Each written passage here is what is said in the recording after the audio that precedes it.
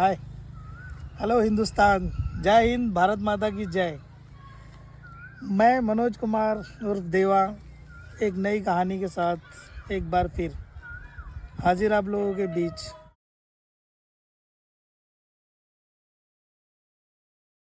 एक समय की बात है, एक बहुत बड़ा व्यापारी और एक उसका छोटा भाई।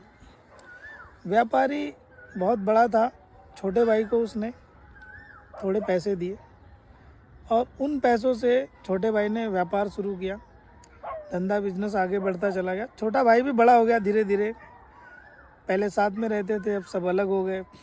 छोटा भाई अलग रहने लग गया, वो अलग रहने लग गया अपने परिवार के साथ। इसी तरीके से समय बीतता चला गया। 10 एक साल बीत गए धीरे धीरे। उन 10 सालों में छोटे भाई ने कभी बड़े भाई का कर्जा रिटर्न नहीं किया और बड़े भाई हर जगह, नात रिश्तेदार, देश दुनिया सब जगह पे उस कर्जे की वजह से छोटे भाई की निंदा करते चले। बात इतनी बढ़ गई कि बड़े भाई की भी उम्र हो चली थी और वो बहुत अच्छे शांति पूर्व आदमी थे और साधना वगैरह भी करते थे। मगर ये जो छोटे भाई की तरक्की थी और छोटे भाई ने जो इनको पैसे रिटर्न नहीं दिए ना, ये बात कहीं ना कहीं इनको हमेशा खटकती थी। छोटा भाई हर काम कर रहा है, सबके लेने देने कर रहा है, मगर बड़े भाई के पैसे उसने रिटर्न नहीं दिए। अब ये बात इतनी खटकने लगी कि बड़े भाई की तबीयत ख़राब हुई और वो एक महर्षि के पास पहुँचे और उस साधु को उन्होंने ये सारी बात बताई। तो उस साधु ने बोला कि आप एक काम करो, फल वगैरह लो और अपने भाई के पास जाओ, फल और मिठाई लेके, और वो दे के उससे माफ़ी मांगो। ये बात समझ नहीं आई इस बिजनेसमैन को। इसने बोला, अरे मैं बड़ा हूँ और मैंने ही पैसे दिए और मैं ही माफ़ी मांगूँ, ये कहाँ का नियम है। तो साधु संत इंसान ने उनसे बोला कि गलती तो तुम्हारी भी है, क्योंकि कभी भी गलती एक इंसान से नहीं होती है। कहीं ना कहीं गलती दोनों इंसान की होती है, चाहे छोटी हो बड़ी हो, मगर गलती तो है। चलो माना कि आपके भाई ने आपके पैसे रिटर्न नहीं किए, मगर आपने भी तो उनके साथ गलत किया है।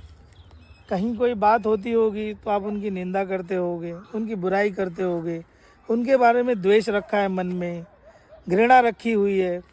तो ये सारी गलतियां ही तो है जो आपने की।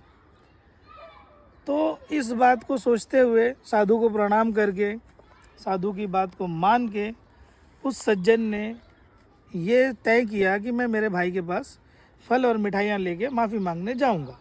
और सेम वही काम उन्होंने किया कि 15 साल के बाद छोटे भाई के घर पे जाते हैं, फल और मिठाइयाँ लेके। उधर छोटे भाई के घर में सब खाने के लिए तैयारी कर रहे होते हैं, खाने पे बैठने जा रहे होते हैं। इतने में घर की बेल बजती है और छोटे भाई के बच्चे भागते हुए आते हैं, आके बेल खोलते हैं। बेल जैसे ही बेल की घंटी सुनते हैं, दरवाज़ा खोलते हैं और दरवाज़ा खोलते ही जैसे देखते हैं कि दरवाजे पे ताऊ जी या बड़े पापा खड़े हैं, तो ऐसा सुन के खुशी के मारे देख के नाचते हुए वो लोग मम्मी पापा के पास जाते हैं और बोलते हैं कि अरे बड़े पापा आए, बड़े पापा आए। ये बात सुन के थाली पे बैठने जा रहा होता है छोटा भाई, वो तुरंत उठ के खड़ा होता है और खुशी के मारे झूम उठता है और आता है बड़े भाई के पास और बोलता है कि भैया आप। और इतने में बड़ा भाई आता है घर के अंदर। आने के बाद टेबल पे फल और मिठाइयाँ रखता है। रखने के बाद में हाथ जोड़ता है और छोटे भाई को बोलता है कि अनुज, मुझे माफ़ करो, मैंने बहुत बड़ी गलती की है। ये बात सुनते ही छोटे भाई के गले से रूंधी हुई आवाज़ निकलती है और आंखों से आंसू की धारा बह चुकी होती है और तुरंत वो अपने बड़े भाई के पैर पकड़ लेता है। पैर पकड़ने के बाद आलम ये होता है, वहाँ पे सबकी आंखों में आंसू भरे होते हैं। इधर छोटा भाई पैर पकड़ता है, छोटे भाई की आंखों से आंसू गिरते हुए बड़े भाई के पैर पे, और इधर बड़े भाई की आंखों से आंसू गिरते हुए छोटे भाई की पीठ पे। गजब नज़ारा होता है और गजब की भूल का पश्चाताप होता है। इतने में छोटे भाई को उठाता है, गले से लगाता है बड़ा भाई और बोलता है कि बस मैं आज अपने किए पे शर्मिंदा हूँ और मैं माफ़ी मांगने आया हूँ कि मेरे भाई से। ये बात सुनते ही छोटा भाई बोलता है कि नहीं भैया, गलती तो मैंने भी की है। बोलता है नहीं छोटे, गलती तो मेरे से हुई है। ऐसा सुन के दोनों आपस में बात करते हैं। इतने में छोटा भाई छोटे भाई को मिठाइयाँ और फल दे के जाने वाला होता है, इतने में छोटा भाई तुरंत भाग के जाता है, अलमारी से 3 लाख रुपए निकाल के लाता है और अपने भाई को देने के लिए आगे करता है। तो बड़ा भाई बोलता है कि मैं अनुज ये कागज़ के टुकड़े लेने नहीं आया था, मैं तो अपनी गलती का पश्चाताप करने और तुमसे माफ़ी मांगने आया था, ताकि मैं चैन से मेरी ज़िंदगी बची हुई है कट जाए।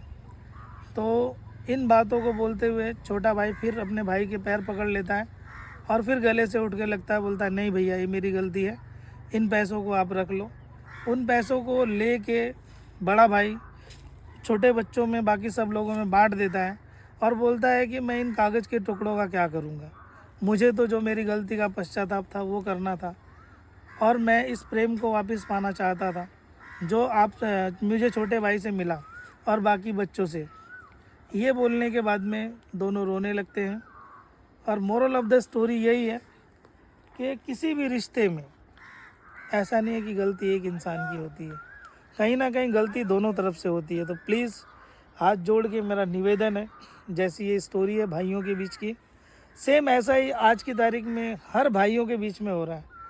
तो कृपया करके आप लोग अपने भाइयों के बीच का ये मन मुटाव मिटा के और ज़िंदगी को एक खुशहाल तरीके से जिए, बस यही मेरी तमन्ना है और यही मेरी स्टोरी का सार है। इसी कहानी के साथ फिर मिलेंगे अगली कहानी में।